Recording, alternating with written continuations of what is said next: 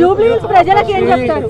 జూబ్లీహిల్స్ ఒక first time ఓటర్స్కి కానీ vote for your future, vote for your constituency development, not for sympathy, not for sentiment.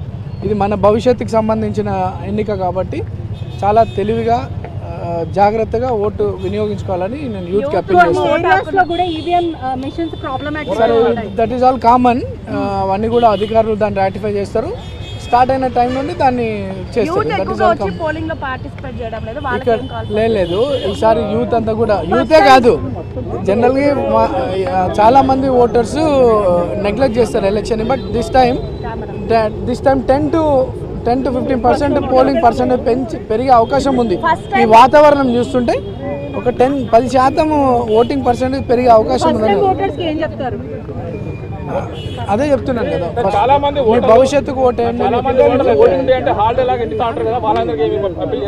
లేదు, ఇక holiday లాగా treat చేస్తలేరు.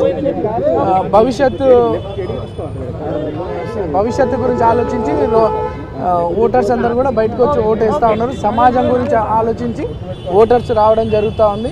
ఈ ప్రాంతం